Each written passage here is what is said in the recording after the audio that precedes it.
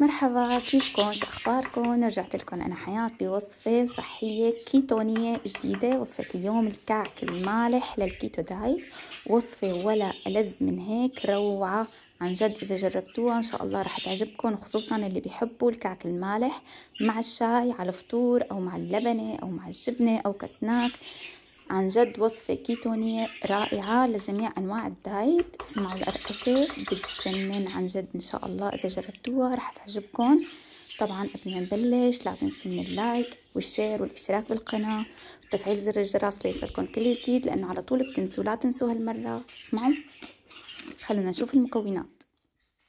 بحتاج لحبتين من البيض، 4 معالق زيت زيتون، معلقة قشور سيليليوم. قشور السيليليوم هاي جبتها أنا من الروزمان هالمرة، هذا هو شكل الكيس. بحتاج 200 جرام من طحين اللوز. طحين اللوز جايبته من الليدل كمان.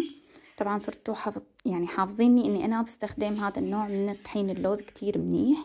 3 معالق من الجبنة الكريمي، سمسم، رشة صغيرة من البيكنج باودر، معلقة خل، 2 جرام من ملح الهيمالايا، حبة البركة، شمرة، طبعا معلقة شمرة طحنتها ناعم، هي الشمرة اللي ما بيعرفها، وزعتر حلبي، طبعا ما يكون فيه اي اضافات تانية، وملح البحر اللي بيحب انه يضيفه على الوش.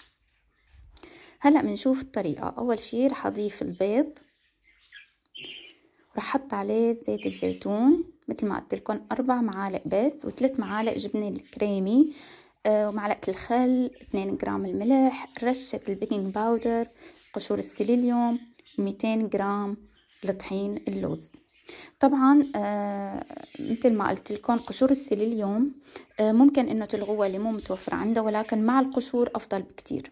هلا ضفت شوي من حبة البركة، شوي من الزعتر، شوي من السمسم لقلب العجينة، وشوي من الشمرة، عطت طعم كتير طيبة. طبعا بحتاج 100 ميلي من الماء الفاتر، 100 ميلي من الماء الفاتر، هي اهم شيء. بعد ما اخلطهم كتير منيح بتصير عندي قوام العجينة بهذا الشكل. شايفين؟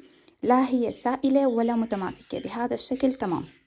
هلا رح بحتاج لزبدية فيها مي فاترة قدامي، رح صير بلل ايدي بشوية مي واخد شوي من العجينة وشكلها على شكل الكعك. هلا بحط سمسم على سطح العمل، وبصير بدحرج القطعة اللي انا اخدتها بهذا الشكل حتى يصير عندي موديلها مثل الكعك تمام بهذا الشكل، وبحطها على صينية الخبز فورا.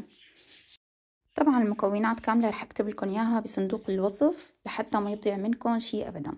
مثل ما شفتوا رح ارد عيد الحركة مرة تانية. بللت ايدي بشوية مي، اخدت شقفة من العجينة، دحرجتها بهذا الشكل على حبة بركة او على سمسم او على الزعتر يلي بدكم اياه. انا هالمرة مرة حطيت حبة بركة، مرة حطيت سمسم، ومرة حطيت زعتر. بصراحة كل النكهات طيبة دون استثناء. مرة كمان حطيت سمسم وملح، ملح البحر الخشن كمان عطت طعمه طيبة، بس لا تكتروا ملح، شوي صغيرة لحتى ما يطلع كتير مالح. وعملت كمان هذا الشكل كمان طلع كتير حلو ناعم وموديله حلو. هلأ هيك صارت عندي الكمية جاهزة، طلعوا عندي صينيتين خبز. هلأ الفرن شغال على درجة حرارة 180 من فوق ومن تحت على 180. حدخل الصينية على الرف يلي قبل الأرض بشوي، يعني على الرف الثاني اللي قبل الأرض. هخليهم حوالي 25 دقيقة، رح يكونوا صاروا عندي، بصيروا من فوق ومن تحت مع بعض بهذا الشكل. طبعا بختبرها بس تلاقيها متماسكة وطلعت صوت، خلص معناتها جاهزة. طلعت الصينية الأولى، دخلت الثانية، وخلص صاروا عندي جاهزين. أخذت بالفرن 25 دقيقة مثل ما قلت لكم. شوفوا ما أحلاها، رائعة، والريحة بتجنن عن جد، والقرقشة كمان بتجنن. مثل ما قلت لكم يلي ما عنده قشور سيليليوم ممكن انه يلغيها، ولكن مع القشور طلعت اضبط بكتير واحلى. ان شاء الله يا رب تكون وصفة اليوم عجبتكم. وصفة سهلة ولذيذة، كعك مالح للكيتو دايت، بتصير معكم، تجهز معكم بسرعة، ما بدها وقت تحضير، ولذيذة وبتجنن عن جد، ولا فرقت عن الكعك النظامي ابدا. ان شاء الله رح تعجبكم. إذا جربتوها وعجبتكم لا تنسوني من اللايك والشير والاشتراك بالقناة وتفعيل زر الجرس ليصلكم كل جديد. وأي سؤال أي تعليق بيخطر ببالكم اكتبوا لي بالتعليقات تحت، وأكيد رح جاوبكم. أو فيكم تتواصلوا معي على جروبي على الفيسبوك وصفات حياة الصحية، أو على الانستغرام، أو على التيك توك، اللي بدكم إياه متوفرة إن شاء الله، وراح أجاوبكم وين ما كنتوا. بحبكم كتير وبشوفكم بإذن الله بوصفة جديدة. باي باي.